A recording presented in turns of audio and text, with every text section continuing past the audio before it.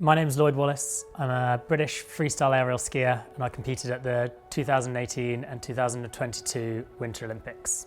Aerial skiing, a pretty extreme sport. The way I'd usually describe it is it's the Winter Olympic equivalent of high diving. Ski down a slope, go off a 4-metre tall ramp. I get projected 15 to 20 metres into the air. I have to do 3 somersaults with multiple twists and then I have to try and land it. If you don't, the consequences can be pretty catastrophic. It's all or nothing. You've got to fully commit or you're going to get injured. I kind of always knew I wanted to be a sportsman or an athlete. I started gymnastics at the age of 6. I was kind of training 20 hours a week by the age of 12 or 13. And then I've also been skiing all of my life. I was very lucky that my parents used to be freestyle skiers back in the day, and they let me try out aerial skiing. And as soon as I realised that I could combine my gymnastics and my skiing, I absolutely loved it, and I've kind of never looked back. And ever since I did my first backflip on skis, I knew that I wanted to push myself to see how far I could go and see how far I could make it. And I think that's always just been a bit of a constant in my life. So in 2018, I qualified for my first Olympics. I was the first British athlete to compete in aerial skiing in 20 years. Both my parents went to the Olympics, my grandfather went to the Olympics, my uncle went to the Olympics, so it's always kind of been there in the back of my mind, and all the stories I was told growing up really kind of pushed me to go towards being an athlete and to get to that Olympic Games, and just having that dream and that ultimate goal at the end of it. I was very conscious that I hadn't qualified for the Olympics in 2014, which played a lot on my mind, and so the 2018 Games were my ultimate goal. But 6 months before the Olympics, I had a pretty horrendous training accident, which left me in a coma. I was very unlucky about catching an edge, skiing into the ramp, and as we ski into the ramp, we're travelling at 70 kilometers an hour. We're going up a 4-metre tall ramp, which kind of ends at 70 degrees. So we're coming off it and going through a lot of compression. My knees buckled. I hit my head on the back of the ramp, was knocked out immediately. My helmet completely smashed and I just ragdolled through the air. I was actually very lucky that I only came out with a severe concussion, but I'd lost 8 kilos of muscle mass. I had missed out on the whole of the second half of summer's training and the start of winter training.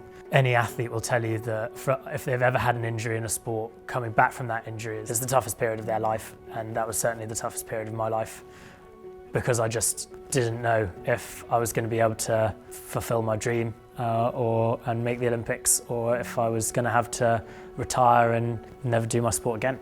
As soon as I knew I was going to be okay in the hospital and that my memory was going to come back, everything from that point forward was solely and specifically with the aim and goal of qualifying for the Olympic Games. And I knew I had 4 months to do it. I broke down every single week and almost day of training, and that breaking down of tasks really helped me focus on what the next little thing to go for was, and that just made what seemed like a mountain much smaller. I did have a big fear of hitting my head again. That doubt in the back of my mind that if something were to go wrong on snow, which is more dangerous than summer training, would it affect me long term? Although I thought about that probably every day for 4 or 5 months, I had this ultimate goal. I had the goal of going to the Olympics. It was seriously scary, and I had to use everything that I could possibly get my hands on to help me get through that, and I'm so glad that I did.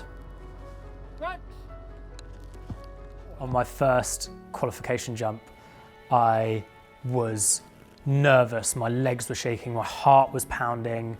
I was probably the most scared I've ever been at the top of a jump, because I hadn't been off it and I hadn't become an Olympian yet. So I got off the jump. I thought I was doing okay in the air. My coach gave me the all clear, but I came up just short. I landed on my face. Both my skis ejected. I tumbled down the landing hill with, like, my glasses fell off, my skis fell off, and I was just stood in the middle of the landing hill, having just landed on my face in front of the entire world, and all of my friends and family were watching. And I've never felt more relieved in my entire life. I knew there was no other place that I should be, and that I was already an Olympian, I'd already reached my goal, and that I could go out and show the world what I had to give. And that second jump, I scored a PB for my season and was probably one of the best moments of my entire life. To overcome any big challenge, you can't do it in one go. You've got to do it day by day, hour by hour, minute by minute, training session by training session. There's multiple different ways of getting to an end goal. Being a skier from Britain, where I don't have mountains on my doorstep, I don't have snow, didn't mean that I couldn't go and be a skier at the Olympics. Doesn't mean that every goal has to be as big as that. I think having any goal, no matter how small, is super important. It drives your motivation, it allows you to overcome your barriers. If you're scared to go do something, set yourself a goal where you have to overcome that fear to be able to achieve it. Otherwise you'll be restrained by these fears, and having a goal to get to, you get a big sense of fulfillment once you've reached that goal, because you know how many barriers you've had to overcome.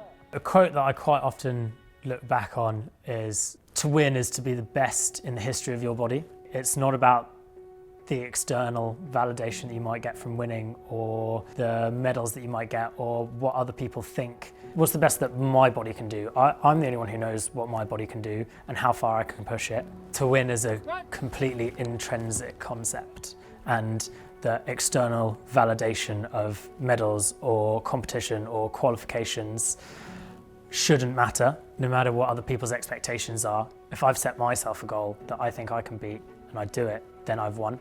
You've got to be confident in yourself that you are able to adapt and learn from your mistakes and learn from your experiences, and be confident that through those learnings, you're going to be able to climb the mountain and reach the top and succeed.